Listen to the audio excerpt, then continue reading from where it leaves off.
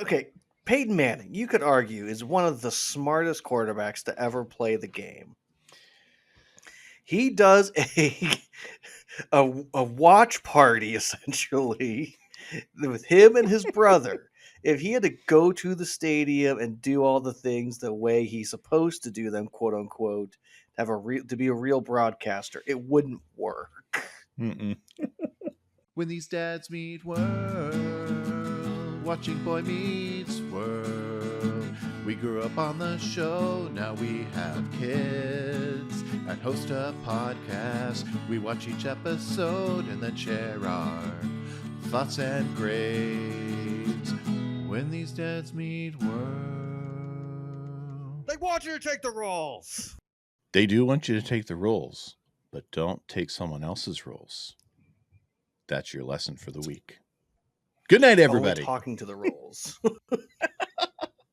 Welcome back to Dads Meet World, your weekly deep dive into Boy Meets World, where every week two dads will look back at the very, very elite show from the 90s that honestly has discovered a third life these days, and look at it through the eyes of a couple of dads. So this week, I am dad number one, Brett, joined on the microphone by... I'm Tyler. That's next week's joke.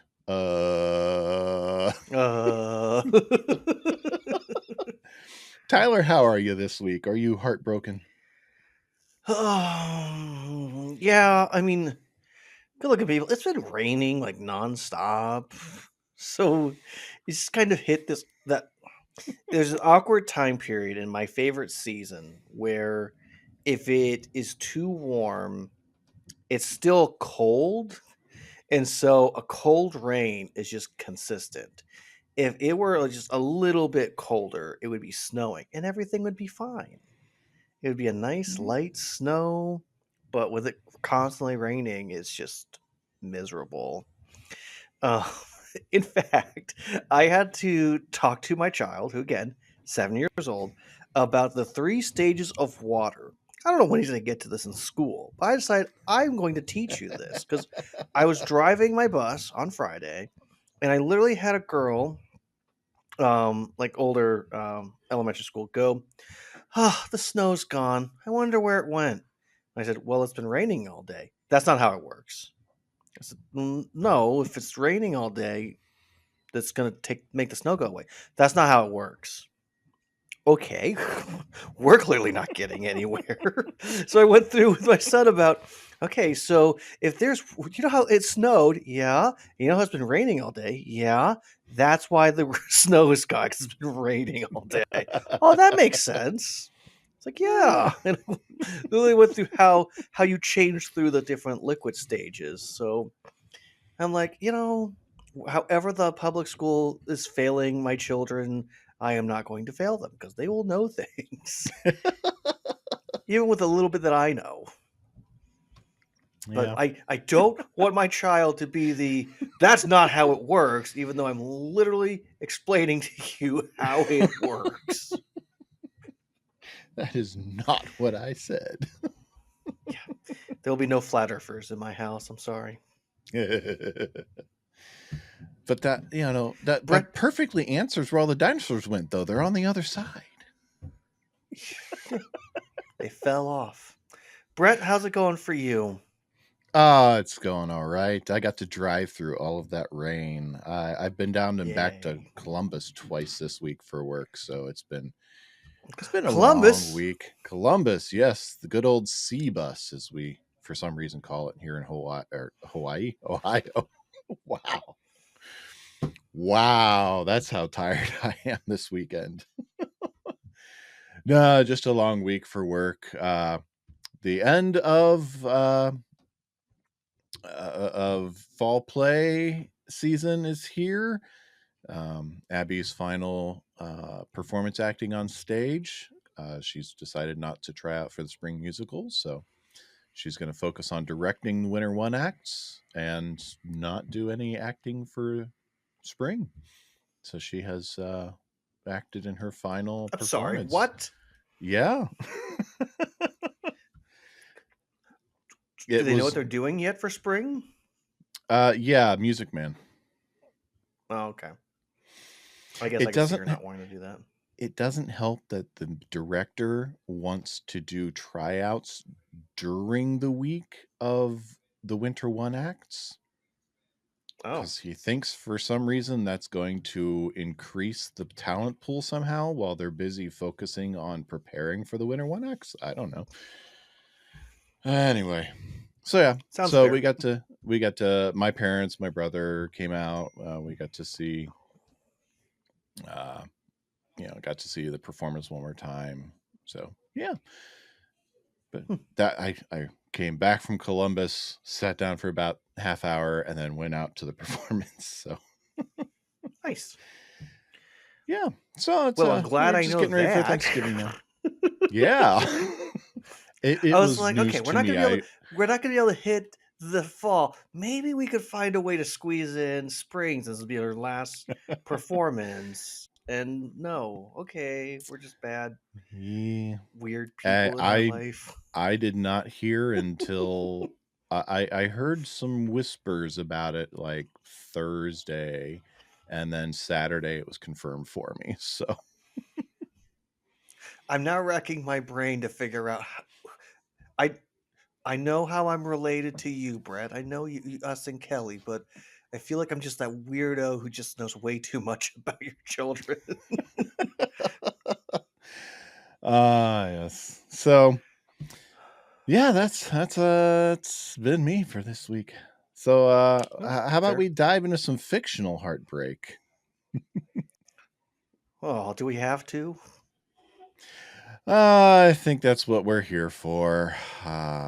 Unfortunately.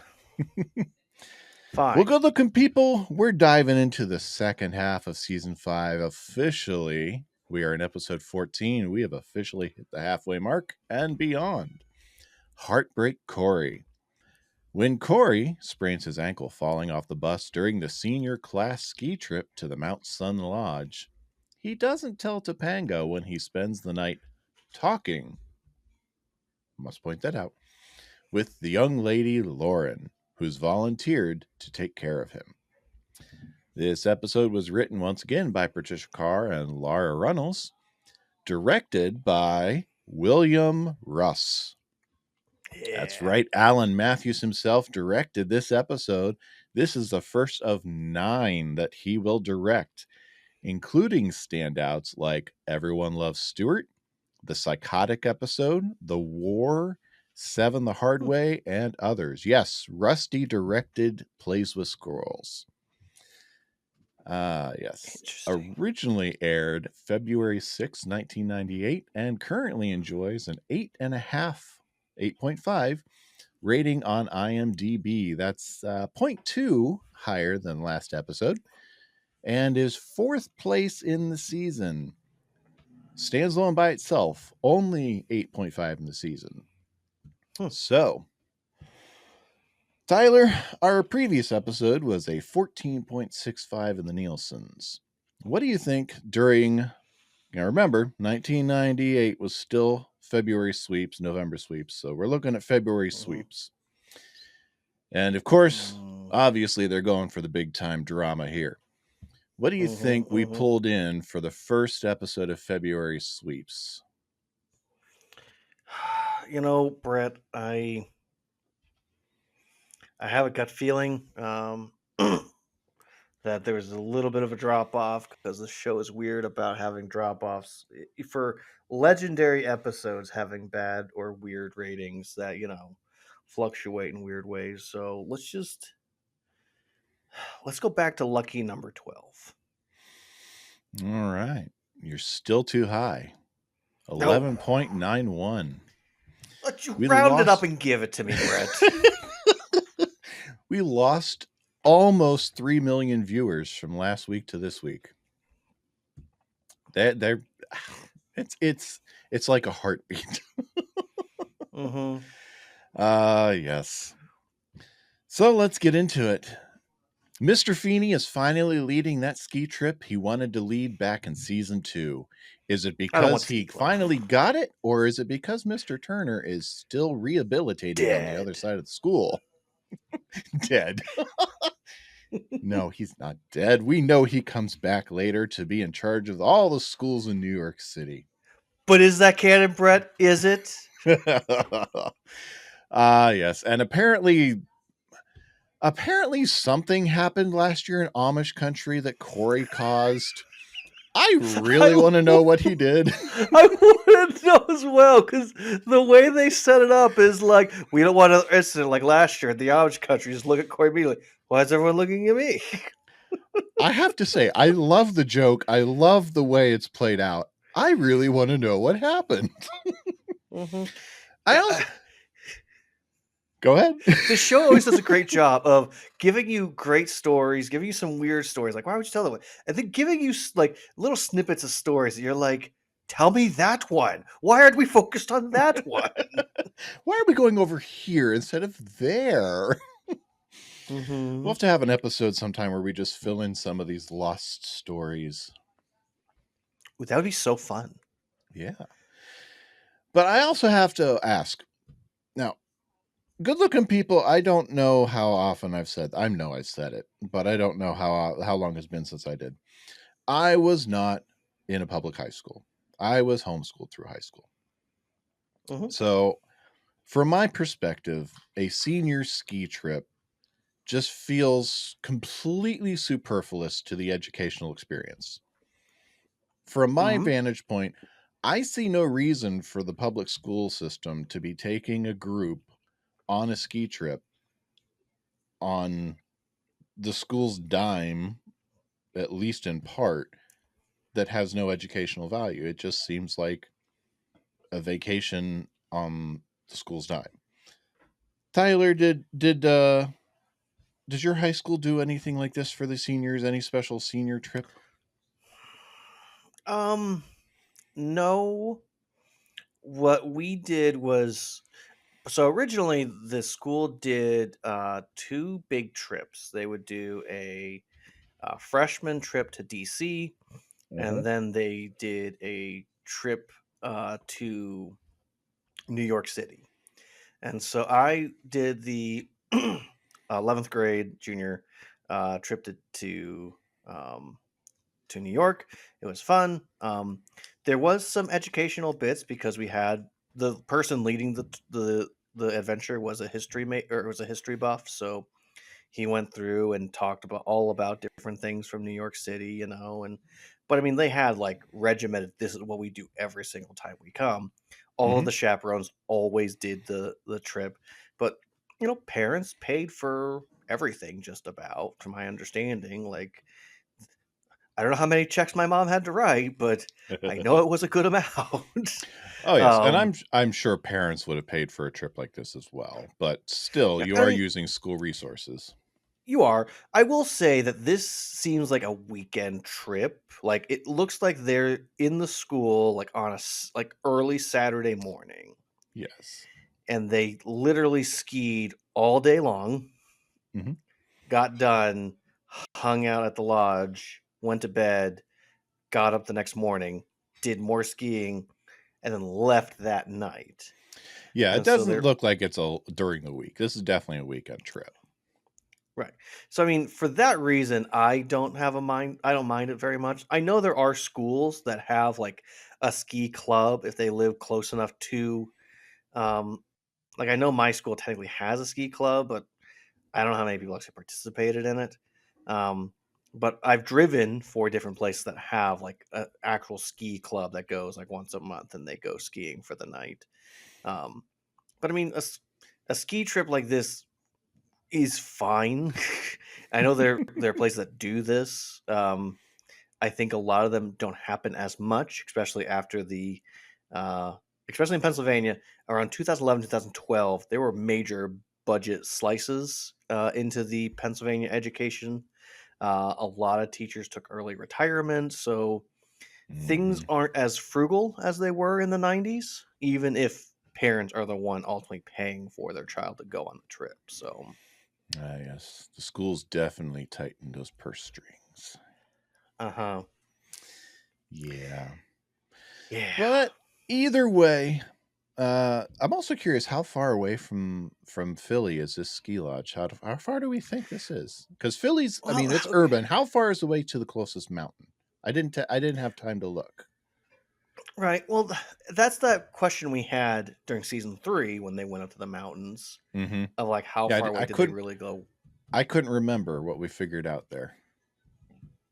I mean, it has to be like maybe a 2-hour journey all Yeah, in all, really. that's what I'm ballparking in I my mean, head while I'm watching I the whole will say thing. that Lauren does say I was on a bus for 4 hours, but that's a public transportation bus. That's not Mm-hmm. a charter too. So those are all those Exactly. Yeah. fun complications that anyone in LA is not going to think about. Yeah. So let's say, for the purpose of our storytelling for this arc, Sun Mountain Lodge is relative. We'll say 2 hour trip. Yeah. Now, if they're taking a school bus, you could do technically a school bus in a 2-hour ish, like right on the cusp of 2 hours and under. Like Mm-hmm. when we went to Bradford once, we took a school bus and it was an hour and a half, and it was miserable, but you can do it. Um, but I mean, if you're going any more than that, a school should be getting a charter bus for that. So if they're taking a charter, That's a good that is point. different. Let's say, let's give us 60 to 90 minutes. Let's just say Okay, that 60 to 90 minutes. Okay. fair. All right. So the boys think of this as a romantic weekend the school's picking up the tab for. They Yeah. have blueprints of the lodge, of their lodging, How they got which it in the how they 90s got it, is I don't know. I'm This is the 90s. This is the heightened world of Boy Meets World. Sean and they pulled Corey a are very Daniel Ocean, resourceful when they Brett. want to be. They they know who to go to for blueprints. They talked to the security guard, said, They know "I'm a gonna guy. go make some copies at home. Do you mind it?" Nope, take what you need. They have a whole plan how they're going to get Feeney taken care of and how they're going to swap rooms. It's the old midnight Rhythmic, I swap. said. The girls, of course, are onto them. They know what they're planning. Yeah, it's kind of a they're Well, not into it. the way they make it sound too is that Feeney is right dead in the middle of the hallway, and on either side of him is Topanga, Angela, and Sean and Corey. Like, Yeah, and I interpret that to be, they've got like the lodging is down this hall is the boys, down this hall is the girls, and Feeney is pretty much right there in the middle. mhm. I will say I we did not don't see see a any other female. adults besides Feeney. And Yeah, there should be another roughly female there should be a female chaperone. leader. Yes. I Yep. figure at least a dozen students here. There should be at least one female chaperone.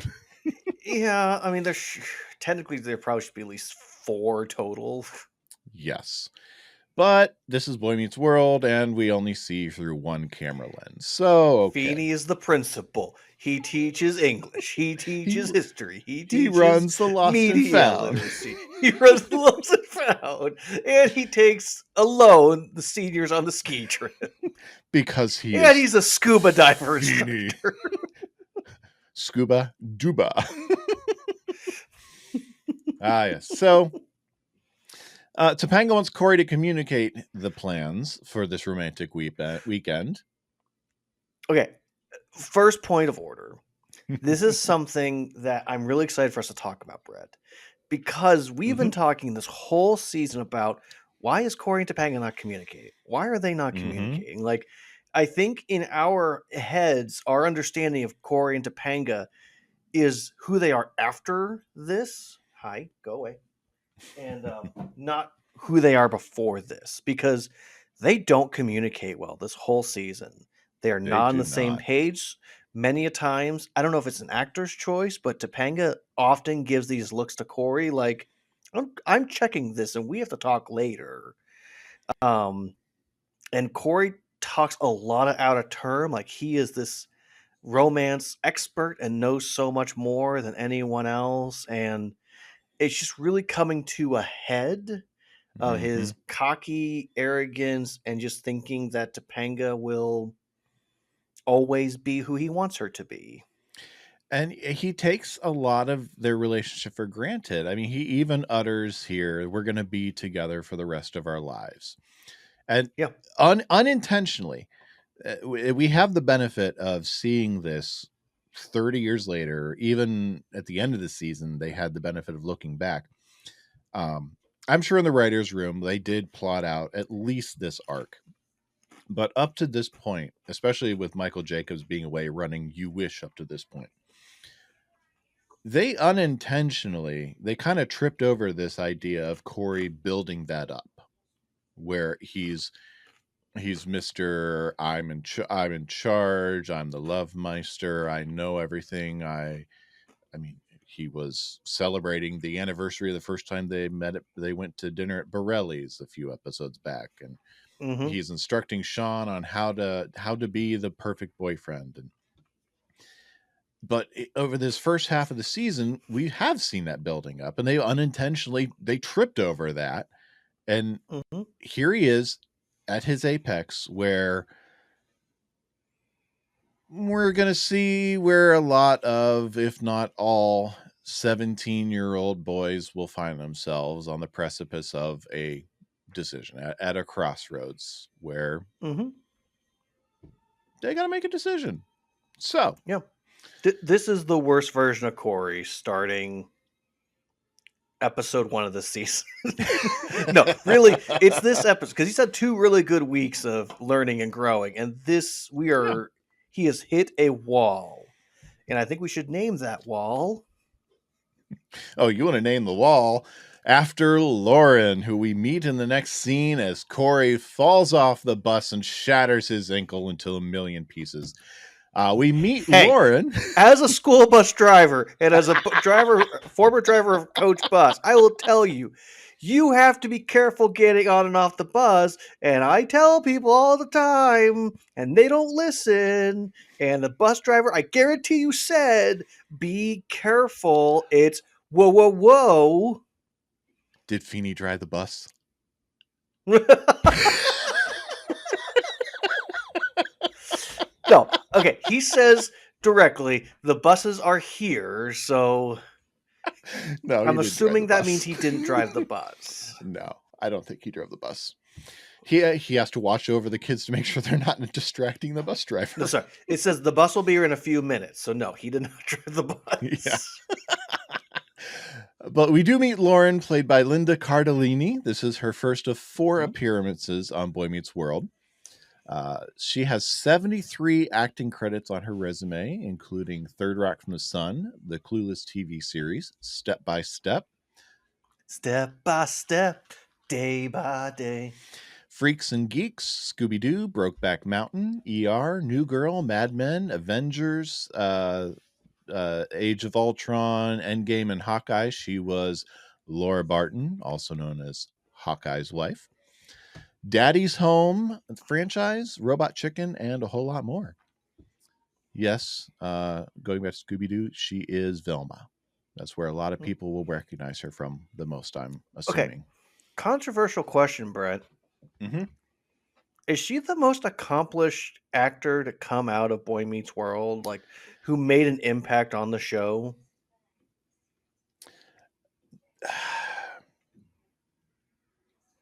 That is a difficult question to answer because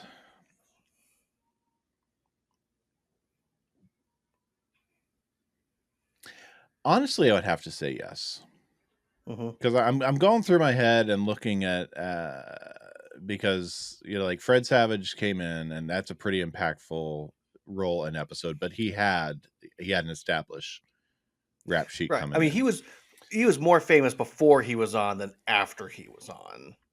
Yeah, Jennifer Love Hewitt came in, but that was a one shot, and she already had an established role there. But yeah, honestly, Lauren came in. She had an arc. She had multiple appearances, and she went on to a very well-rounded career that is still going on to this day. And honestly, for whatever reason, after Boy Meets World wrapped, her career has gone on to larger and more well-known projects than most of the cast. Mm-hmm.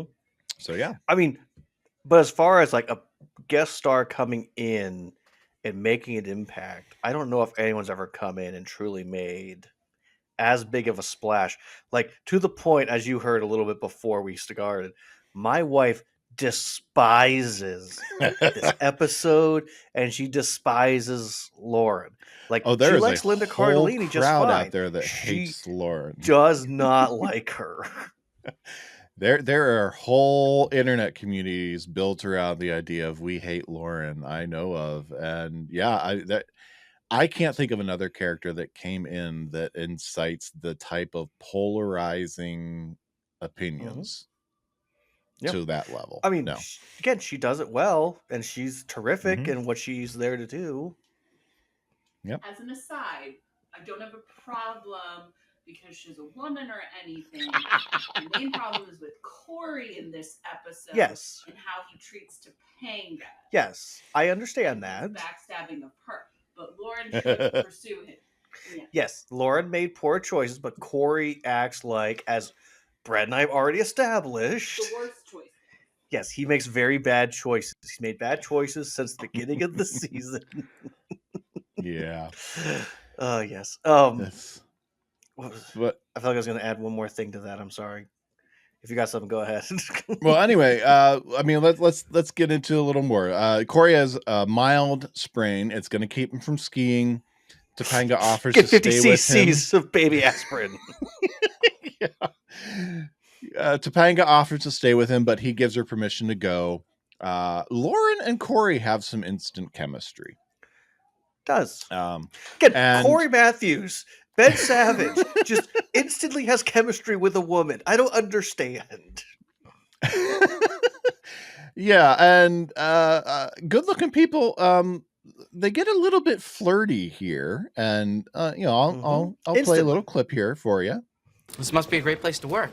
Yeah, but during the day it gets a little quiet because everyone's out on the hill and I'm stuck inside. Well, I guess today you're stuck with me. I've been stuck, of course. Thanks. You play backgammon? My middle name is Backgammon. What's your first name? Cory. Mine's Lauren.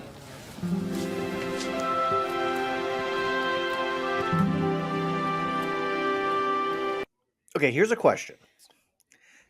Did Lauren see Topanga and him interacting? And I did think she see that they are clearly dating?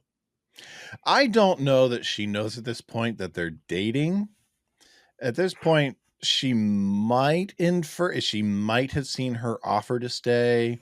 She might have seen, I can't say 100% that she's put the pieces together that he is dating this girl that's with him.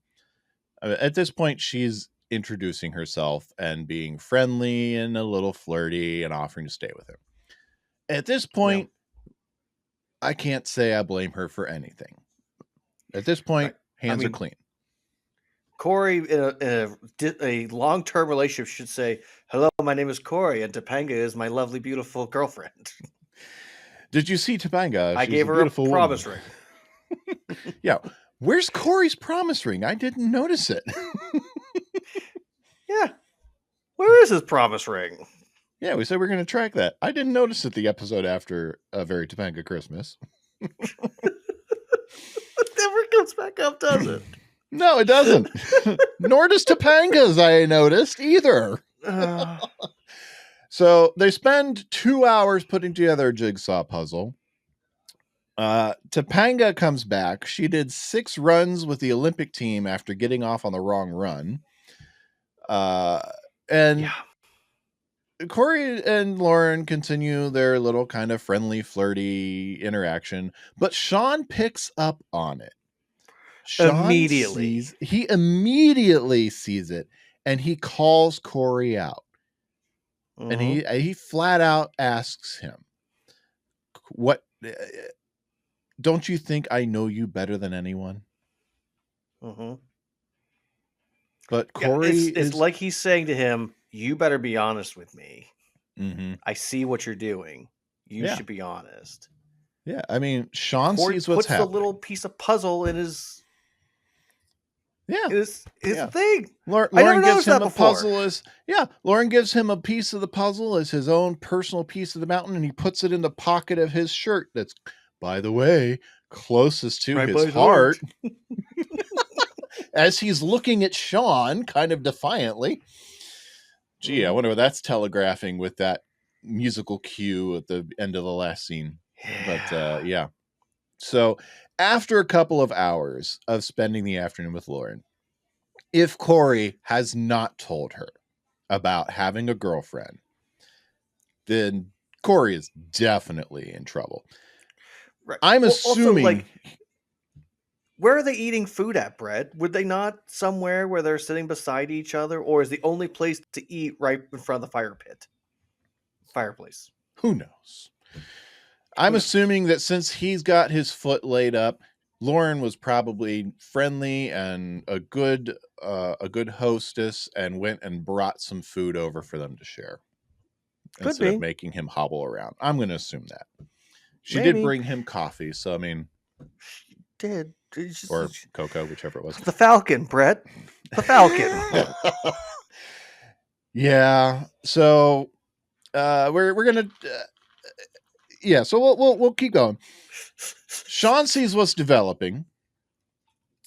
We go a little later in the evening. We're still by the fireplace. Now we've got Sean and Angela and Cory and Topanga. And Cory and Topanga are being very romantical. And Angela, They're being coupley. They're being very coupley. Quite cutesy coupley. Sitting across from Sean and Angela. And I wrote it just like this in my notes.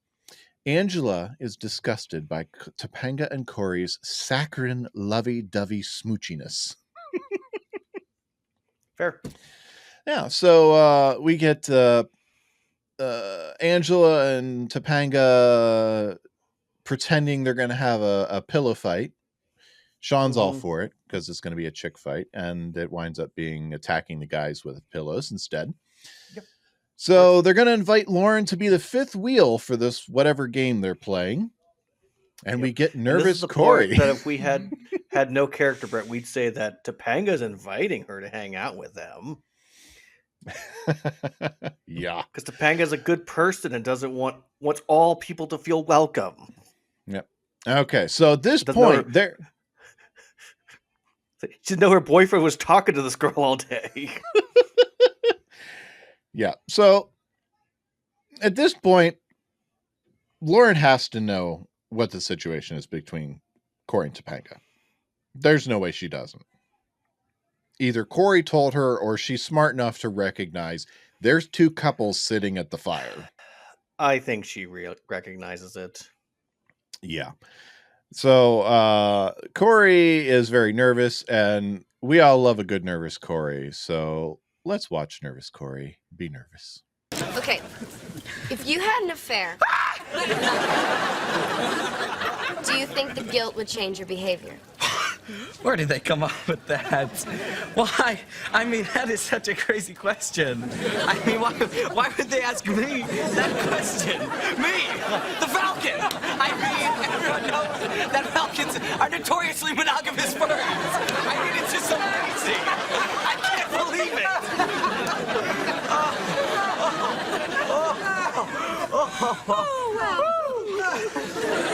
No, I'm exhausted. There's three things I want to say there. One, yes, please. The cast looks really good in mountain gear. Those sweaters and the turtlenecks, they look adorable, Brett. They do. It looks really good. I personally, I love a good mountain get up for myself. Anyway, I had a thought on Topanga's hair. I'll share later. Okay. Two, maybe I only have two. Everyone is so caught up in laughing except for Lauren. She is not in on the joke, and she actually looks a little hurt. Mm-hmm. And I'm not quite sure if she feels like Cory views what they had that afternoon as an affair, or if he views them as something else. and how that sits with her. And so Mhm. I put that in the back of my head, and I wonder about that. But Yeah, it's I always mean, the interesting to thing note. I noticed that too, that it's almost like the four of them are in a different TV show than what is currently in front of us right now. And Lauren is like it's almost like we're seeing Boy Meets World through Lauren's eyes, Mm-hmm. which is It really fascinating. is. Yeah. Yeah. So, Yeah. and we're about to get into the part, Brett, that bothers me the most in this episode because, like, I'm not like Cory is at fault for all of his actions, but if I'm friends with a guy, oh, someone's not happy, who.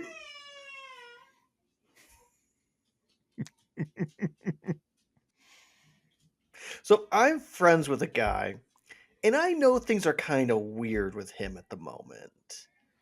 And I don't fully trust him to make good choices. He goes to bed at the same time I do. Or if we're sharing a room and he's not in there within a certain time period, I go check on him. Cory Mm-hmm. is responsible for his own actions. However, Sean is his friend, and he needed to help his friend out. Plus, he and Cory have their secret plan. Yeah, He can't work out his plan without Cory. yeah. They don't Now, know the in girls fairness to aren't going to Sean, go along. he probably went to the room, figured I'm just going to sit here, passed right out. He skied all Very day. He's possible. tired, or snowboard. Yeah, very possible. Yeah, Sean would be the one to snowboard. He does have a snowboard at Yeah. one point, so But yeah, Sean's going to go to bed by himself in his room. He's going to be reading the Bible. yeah. But yeah, Topanga goes to bed, Lauren goes to bed, Sean goes to bed. It's just Cory and Lauren. Cory says he's going to go to bed. Lauren's going to stay out and watch the fire die down, watch the moon rise. Brett, Unless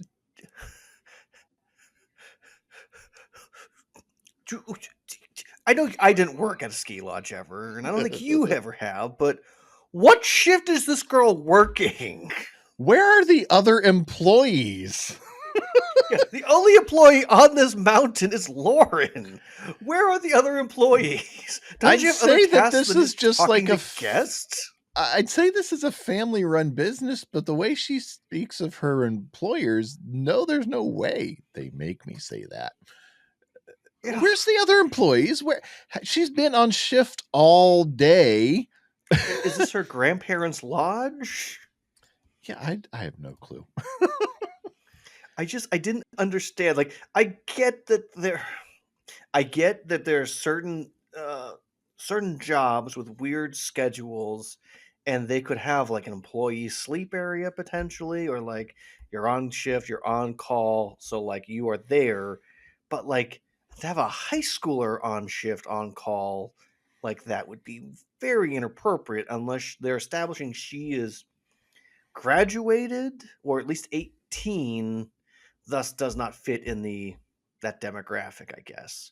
It's Yeah. all of those fun complications that we don't have time to get into, but Yeah. it's always bothered me of what shift is she working and Mhm. when is she going home? I also know that you and I have run enough youth overnight events that the chaperones are responsible for making sure that students are in their rooms at certain times. Yes. There are curfews on trips like this. Yes. Even if they are 17 or 18, they are still students on a school-sponsored event. There are still curfews to be followed. Yeah. Trust me, even if you're 18 years old, your youth pastor can still get upset with you if you're not where you're That's supposed to right. be. So the fact that Feeney does not come through and say, Mr. Matthews, still up, I see, has always bugged me. That no one comes along to say, time to move along. Go to bed. Mhm. Yeah. But anyway. Can I just say to you real quick as a side note, and you can clearly cut this if you want to, but I still firmly remember coming down to breakfast after being late and you looking at me and saying, "You're luckily I'm required to let you eat because I don't want to feed you."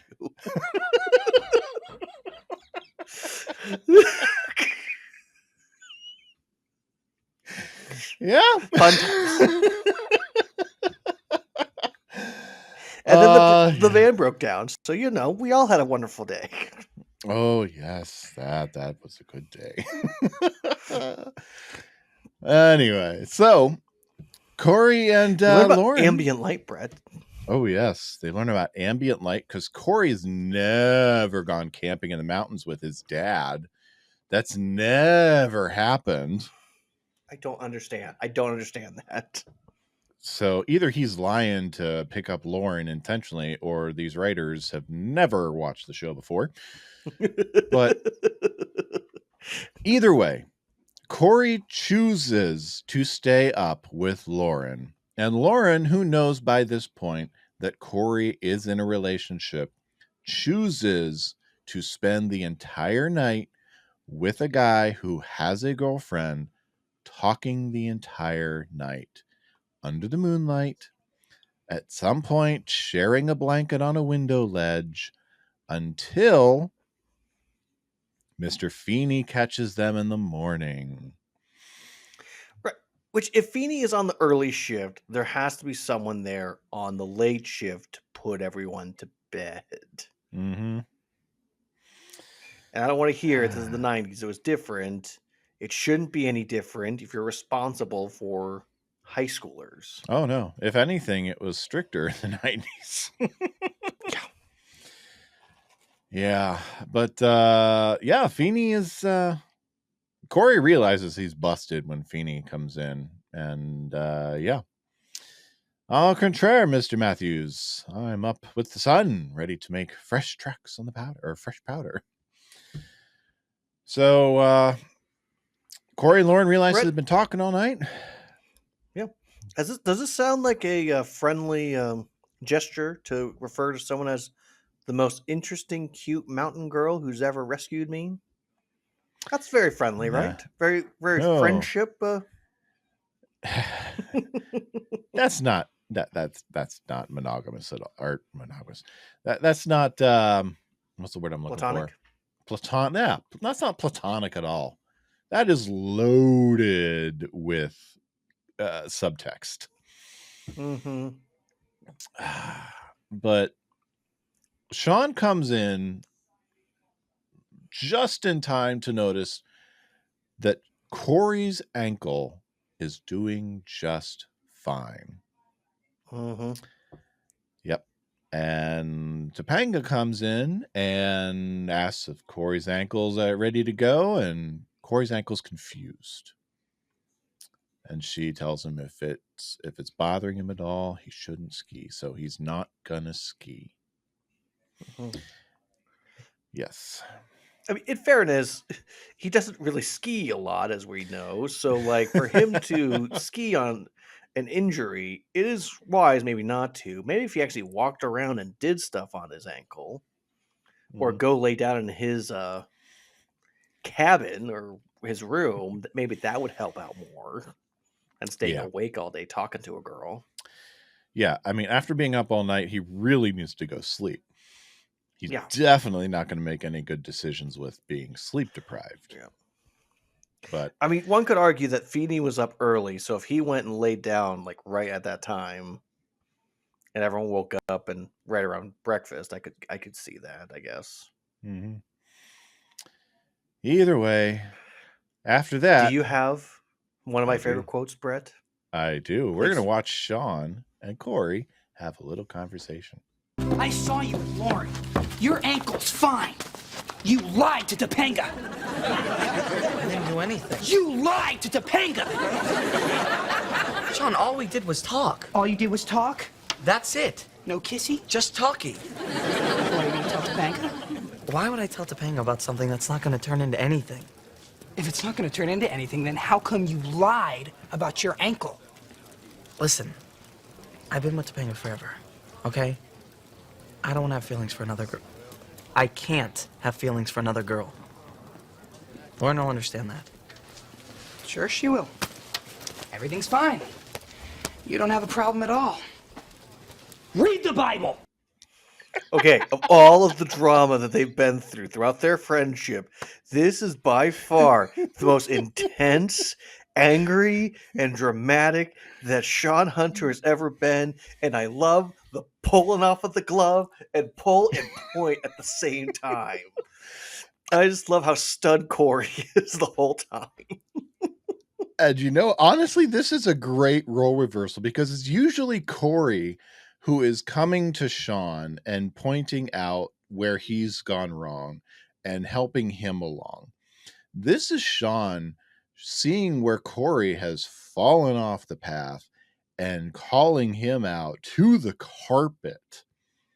Cory has absolutely no leg to stand on here, and Sean is just blasting him the only way he knows how. And there is one grain of something in what Cory says that I can give him some credit for. I can't have feelings for another girl. He does value his relationship with Topanga so much that he does not want to have feelings for any other girl but Topanga. I can give him some credit for that he does not want that. But that's all that I can give him credit for in all of this. Well, and as you and I both know, it's about choices that we make. Cory made choices up to this point that does not respect his girlfriend. So whether or not he can say if he could or could not have feelings, choices he has made has shown that even though he respects his girlfriend, loves his girlfriend, what does that actually mean in terms of when he's interacting with someone else he's also interested in? Yeah, and I just looked at my notes. I typed girl, but I didn't type it right, and it says goral, and I just hear grew in my head. Little Despicable Me up in here. Gorals. Yeah, and with everything that's going on, Cory is deep in that reality that with every lie you tell, whether it's to someone else or to yourself, you have to tell more to cover it up, to keep someone from finding out that first one. And then to find out the one you told to cover up the first one, you got to cover up that with another one. And in reality, we spent the entire first half of the season pointing out how poor their communication is. Cory lied to Topanga about it's a sin of omission. He did not tell her that he and Lauren spent the entire afternoon talking and that he realized he might have feelings for her. He told her flat out that his ankle was still bothering him, and it's not his ankle that's bothering him. So he bent the truth there at best. And he omitted that he spent the entire night talking to this other girl that he realized he might have feelings. Well, flat out, he does have feelings for. So he has completely disrespected his girlfriend, his relationship at every turn up to this point. And they're all completely his choices. And he completely ignored Sean's guidance before Sean went to bed, or before dinner the previous day.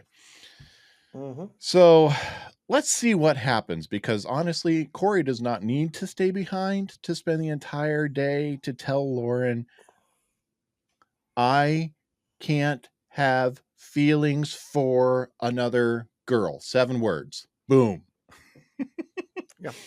I love my girlfriend. 4.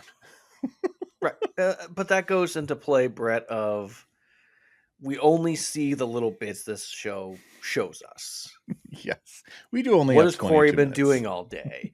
Maybe he went to his room and he went to bed again. He took a shower and he worked himself up to go talk to her. Very And it true. took him. It's like on a reality dating show, Brett. It takes him all day long to get up the courage to go talk to someone. It's very true. We do have to remember that. I have to remember that. And I'm looking at something here. Oh yeah, he does change his clothes, so we'll give him credit. Well, at least I'm assuming we'll say he did at least sleep and shower a little bit. Mm-hmm. All right, so we're gonna have him. He's gonna talk to Lauren. He tells her that he doesn't want to have feelings for another girl, and that last night doesn't mean anything. And Lauren calls him on it.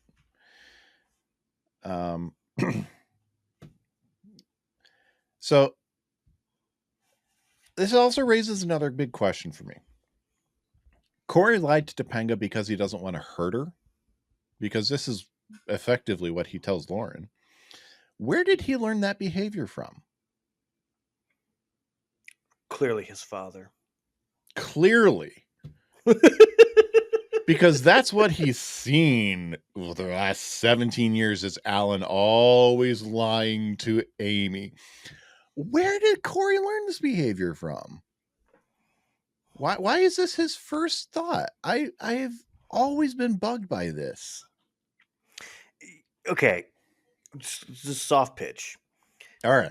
Potentially, there have been in times of, say, like whenever Alan kept Cory up, and he said to Cory, "Don't tell mom. Your She mom won't be can happy never if know you're about up this this." late." Mm-hmm. Right. So it's it is those little things like Grace and I will go do something silly really quick, or I've gotten him like different cards or whatever, and I'll look at him and be like, "Okay, can't tell mom."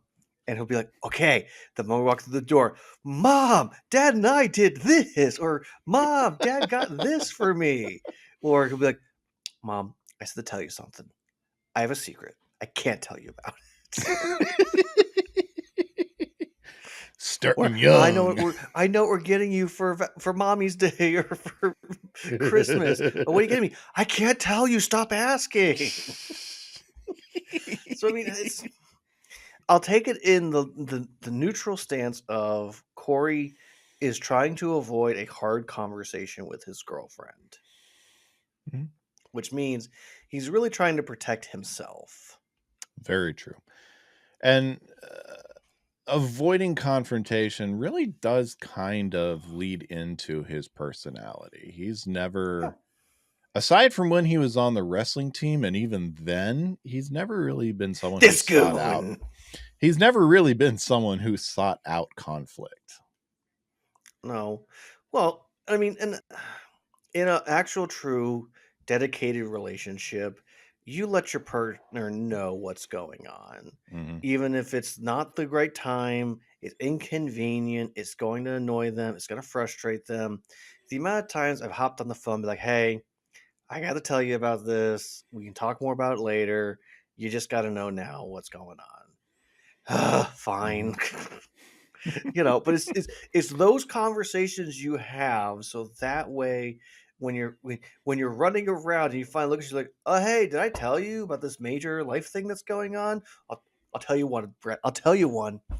That woman in the other room who's folding laundry right now because she's wonderful and amazing, who doesn't like this episode, or Lauren, she told me, she had the gall today to tell me she likes pickles now, Brett. Yeah. We're eating lunch, and she goes, "Oh, by the way, I like pickles now." When is this? When did this happen? You betrayed the trust we have. And I said, there's things we bonded over when we first started dating. Jesus, I forget the other thing, and hating pickles. I forget the other thing. I did say another thing. I can't think of it off the top of my head right now, but yeah. It's just, maybe it was nerdy stuff. Let's just go with nerdy stuff. But yeah, it's just, Harry Potter. You gotta talk about the things, or it will put a damper in your relationship and make you question everything. I did jokingly say to him, like, I looked at the tail like, all this, it's all a lie now. Built on a throne of lies. You smell like beef and cheese. Well, this is not the last time Cory is going to lie to Topanga, because Lauren says sometimes people surprise you, and she kisses Cory. Yep.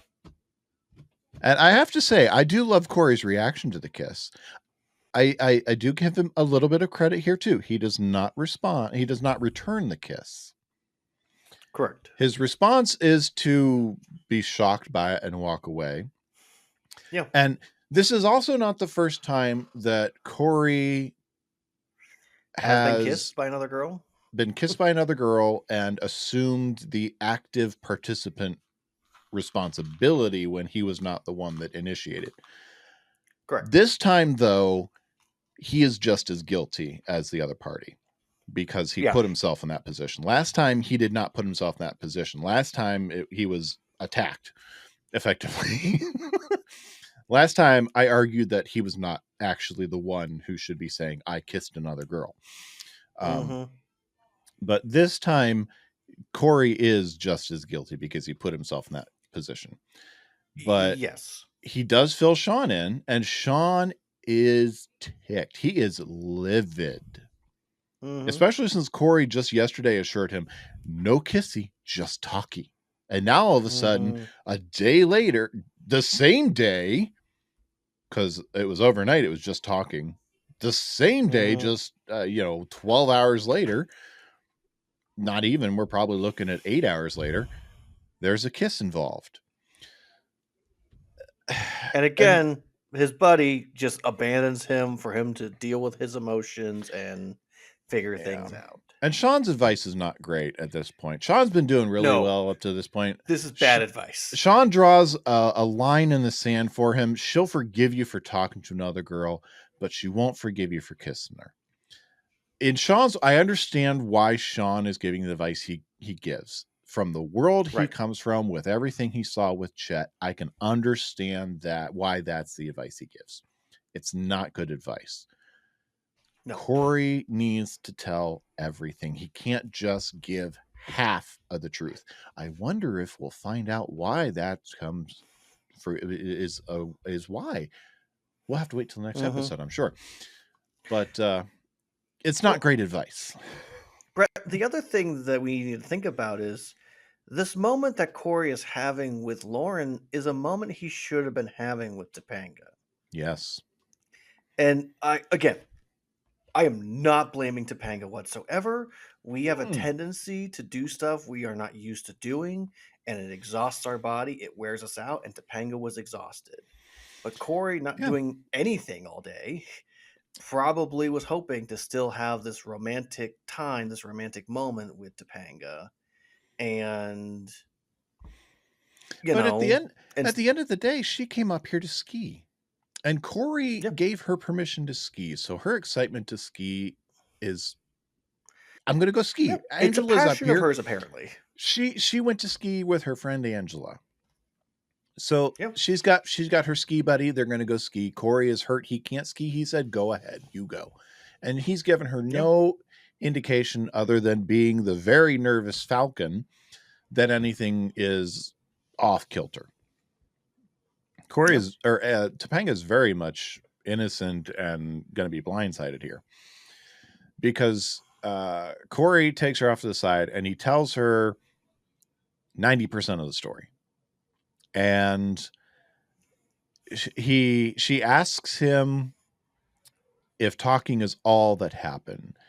And during their conversation where they're talking and Sean's off in the back giving his advice, and it's horrible advice from Sean, but I love the visual. Yeah, it's great visual. It's a great gag. I wish Angela was there to be like, what the frick what are you doing?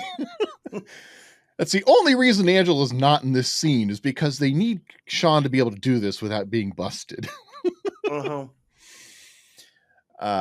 But I don't like Cory's reasoning here that he gives Topanga. I shouldn't lie to someone I love more than anything. okay, fine. You shouldn't lie to anyone, period. Yes, especially not to someone you love more than anything.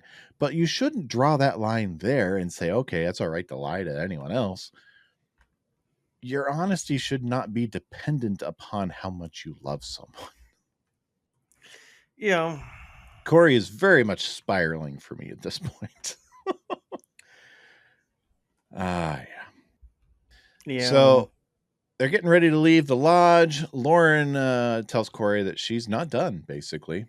That things are not done for her. And she slips a letter in Cory's bag so that she can say her piece, basically. And she's not willing to give up on Cory. Okay, but in fairness to Lauren, this girl met a cute boy. He flirted with her all day. Came back, she realized, oh, he might have another girl he's interested in. Maybe she's not getting all the context clues of they might be in a long-term relationship. Yeah, we don't know which getting together story Cory told her. Was it when she slammed me up against the locker in 6th grade and kissed me? Was it when we got together in 8th grade at the makeout movies? Was it when we were in the sandbox? We don't know what he told her about their relationship, or if he even told her. Yeah, I mean, we know that she knows they're together. We know that much. Yep. She knows that they're dating. So not great that she's going after a guy that's involved. A cute boy that she is attracted to and likes decides to stay up all night talking to her instead of going to bed, when again has a girlfriend and dismisses all of the people around him to hang out with her. Yeah. I mean, I will say it is not great that Lauren is pursuing Cory. But, and I will include this but, Lauren set the table. Cory sat down to eat. Okay, that metaphor sounded really bad as I was finishing it. No, that metaphor works. Like Lauren set the table and pulled out the chair. Hey, I'm going to stay up and look at the moonrise. Cory's the one that sat down in the chair. Cory could have left the room. Yeah. But Cory sat down and said, hey, I got feelings for you.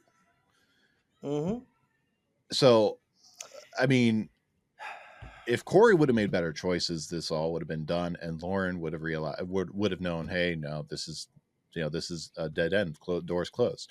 I really don't feel any real ire towards Lauren in all of this. Initially, a while back, yes, maybe because, oh no, Lauren is trying to break up Cory and Topanga. Lauren didn't know how involved they were. She knew they were involved. That's it. She set the table. Cory's the one that sat down. Hey, what would Michael Scott say? You miss 100% of the shots you don't take. Wayne Gretzky, Michael Scott. No, I was thinking of when he told Jim, engaged ain't married. Which, honestly, is fair. Like, in high school, like, unless you know how long people have been together, you don't know how committed they are. You can't blame someone who is actively flirted with and catches feelings. Yeah. You can blame choices that were wrong to make, but it's not her fault. Cory is the villain of the episode. He is the Thanos. He is the villain of the story.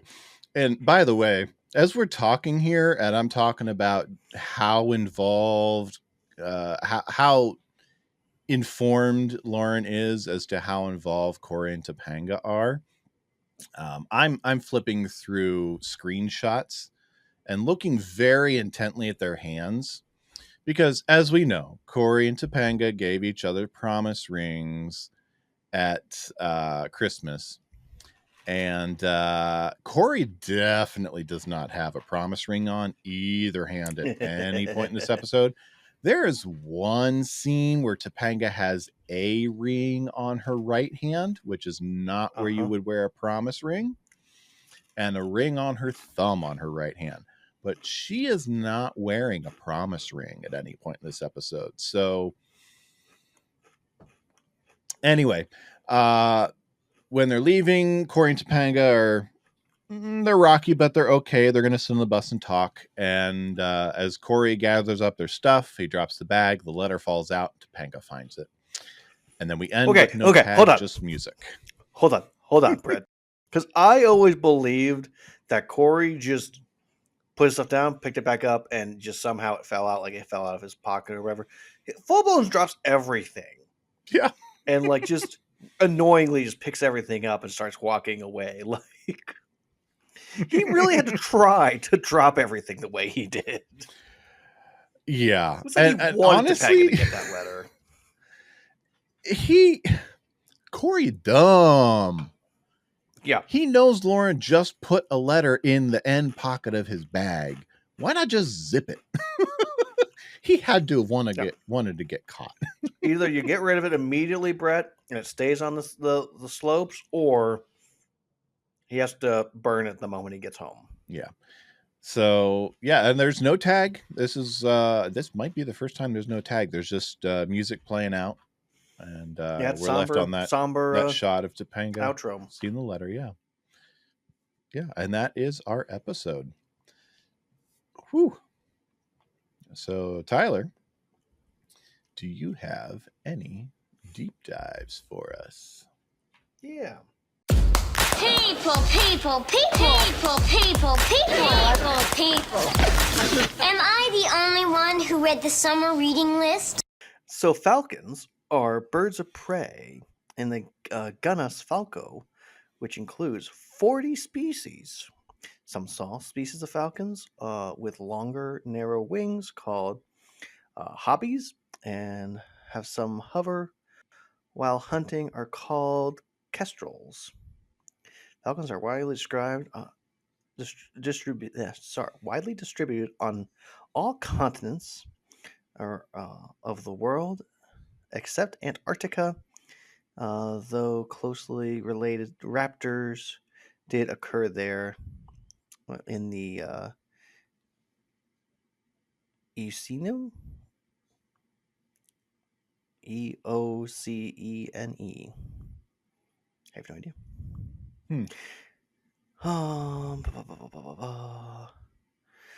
I was trying to look real quick to see if they were a monogamous bird, Brett, and I am not seeing that. A notoriously monogamous bird. Yeah, notorious. Just doing a quick Google search. I have bald eagles, barn owls, albatross, mourning doves, albatross, macro penguins, whooping cranes, California condors, black vultures, and mute swans. So I'm not sure if falcons are monogamous, but those ones right there are. Maybe we just haven't studied falcons enough yet on their monogamy status. I think Cory was just making it up. What? Nervous Cory making it up? Yes. Totally. Alrighty. So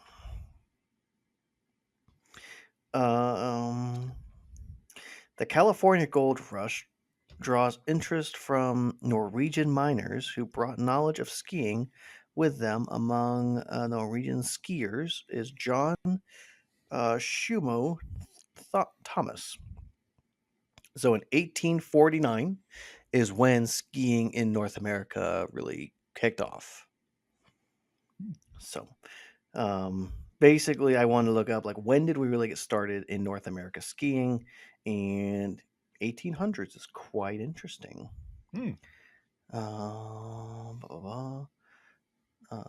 Demolition of silver in the United States led to mining towns such as Alto and Aspen to shut down, eventually turning into ski areas. because of existing mountain terrain and infrastructure. In 1896, in 1905, the National Ski Association was founded by Carl Telefsen in Michigan. He was the first elected president of the association. First Winter Olympics, only Nordic style skiing in 1924.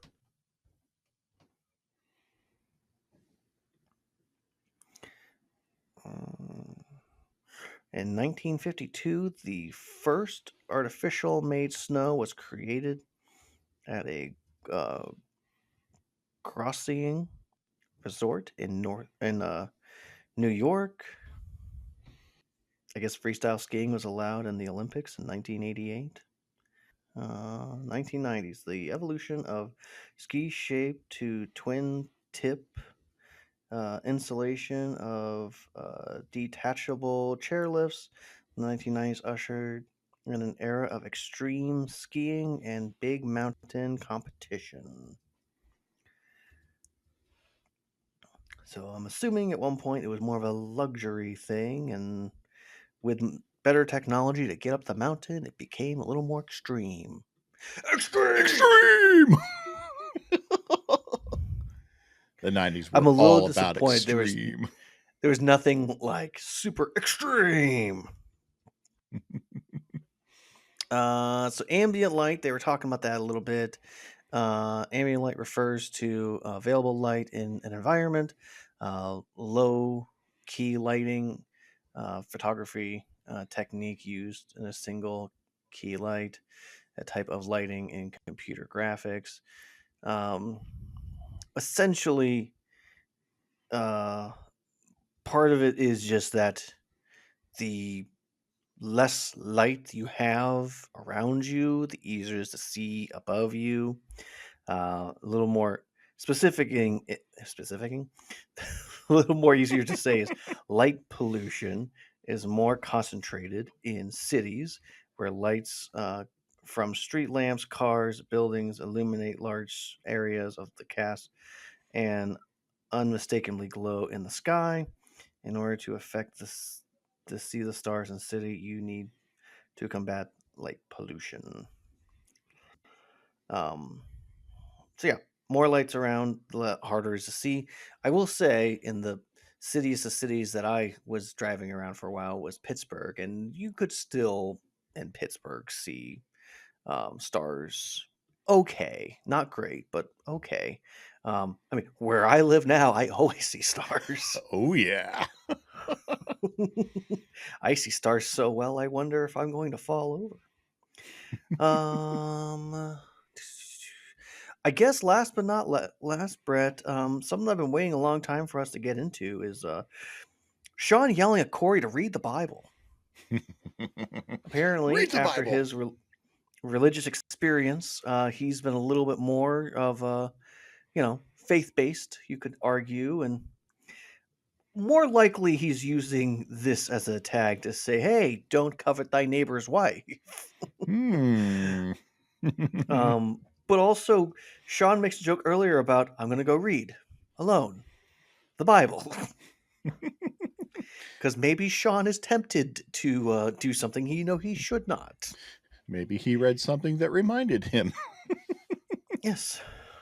Anywho, good looking people.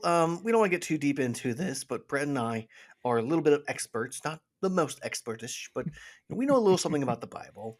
And so, to put it simply, and Brett can add anything he desires to in this, but the Bible is a collection of books from an ancient time, all put together, all canonized, saying the people that put it together all said, we believe and we have sought and really dug in and said these books all go together to tell the story of uh, from the beginning times to a prediction of what might come.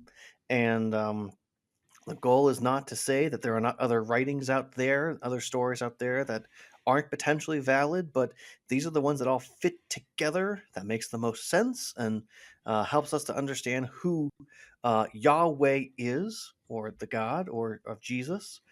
And so, yeah, when he's saying that, we're not sure of what specific translation he's referring to. It is just a terrific joke that I've always loved before I was a Christian, and especially afterwards. But yeah, Bible is a very important book. That is a book of many books, essentially, and you don't have to be a Christian or a Jewish believer to read it, but it does help to understand it that way.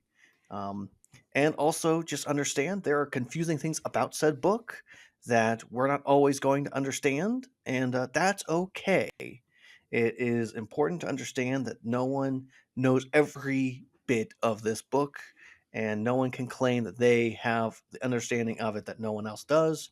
And also, to be very direct, the Constitution of the United States should not be side by side with the Bible. And that's what I believe. Brett, anything you'd like to add to that? I think you hit all the major points. Nothing I disagree with. Okay, cool. And Brett, those are the deep dives.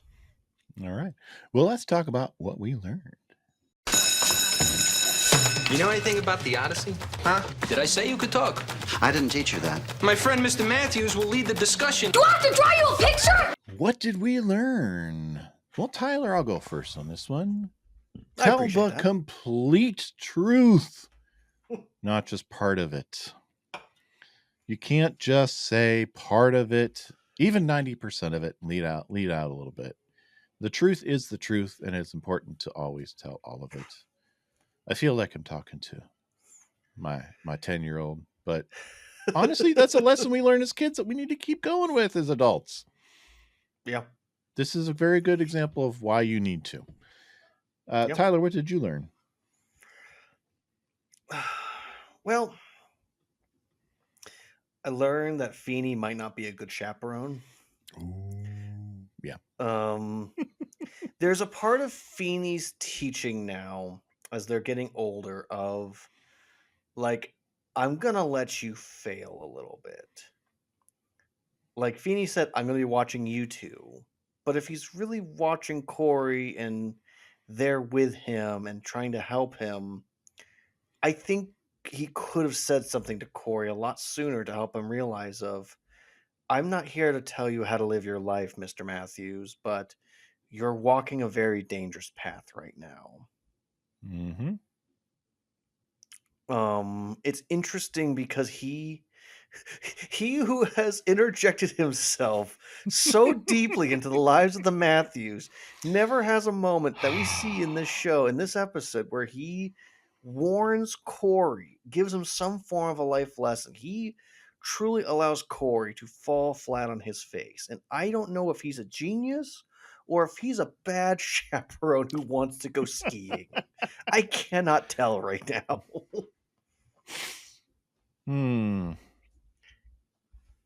Could be both. Could be both. Could be both. We're all human. We're not perfect. Feeney is not perfect. Well, we know what his plans are at the end of the year. He could just be phoning it in.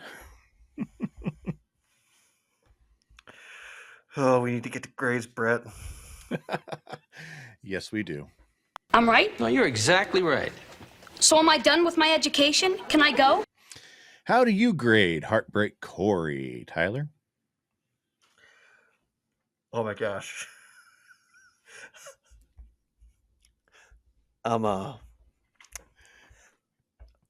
There might be some words said that this podcast might hit.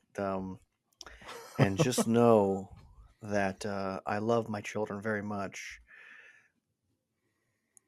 I have to give this episode an A. Just she's right in front of me. This is a classic episode of Boy Meets World for a reason. And this is a true test for Cory and he fails. Cory has every opportunity to make a better choice, and he doesn't. It's literally a thing that I talk with my 7-year-old about. Make better choices. I'm giving you an opportunity to make a better choice.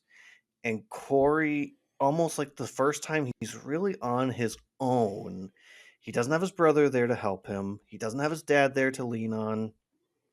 His neighbor and teacher, who's always around, doesn't offer advice by the fence.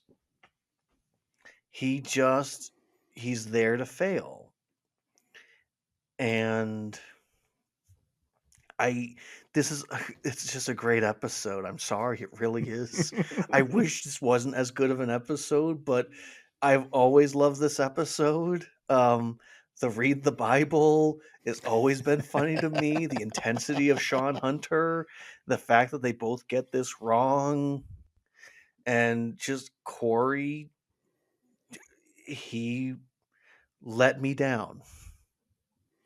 If I was his father, I'd be very disappointed in him. Yeah. And for those reasons, Father, Brett, punish ourselves. give me the real grade, Brett. Tell me it's a bad episode. It's okay. I actually went back and forth from a couple of grades on this, even all the way up to this minute. Technically and artistically, it's a solid episode. Rusty did a really good job directing. Writing wise, it does a competent job of writing. The only character that I can really see that might be acting out of character for himself is Feeney. We discussed that he seems to be off his game and not being attentive to his students in his role as chaperone.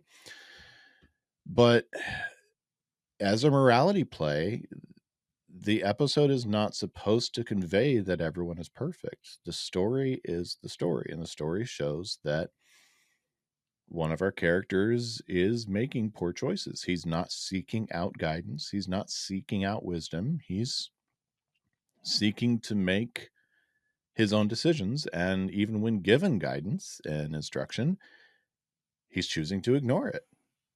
Mm-hmm. So, honestly, I gotta stick with an A as well. Thank you. It's long been a favorite of mine as well, and yeah. So you're not alone. I vacillated between an A and an A minus just because of the Feeney out of character bits there.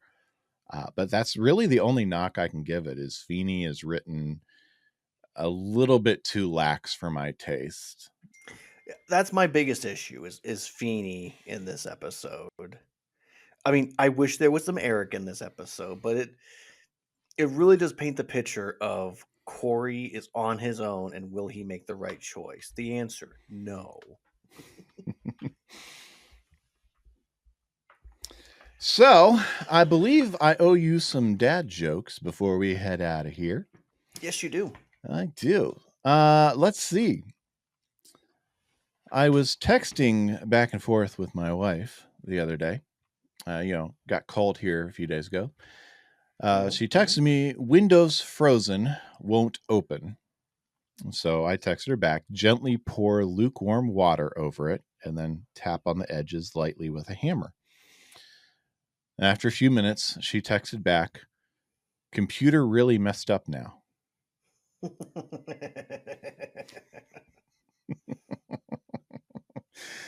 Very nice. Yes. And I got one more for you here.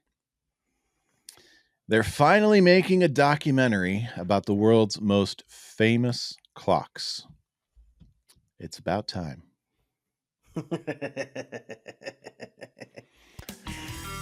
So, good-looking people, thanks for tuning in with us. We hope to join us next week to find out if Topanga opens the letter for First Girlfriends Club. And you can weigh in on your thoughts. Are you Team Topanga or Team Lauren? At all our social media channels, at dadsmeetworld across Instagram, Facebook, Twitter /X, on YouTube. or send us an email at dadsmeetworld@gmail.com.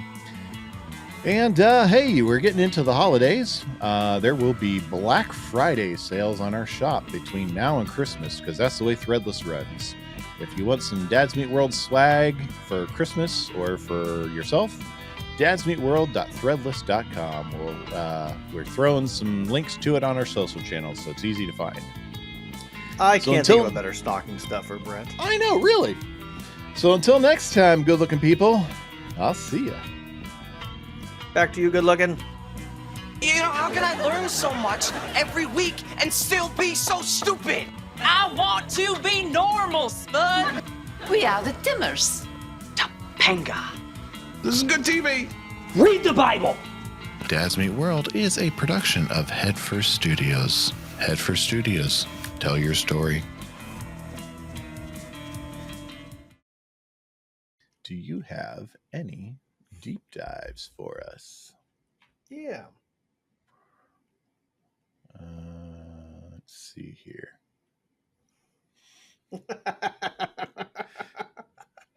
I can't find the right button. Not the cue I was looking for. But sure. Oh, hold on. I think I might have it.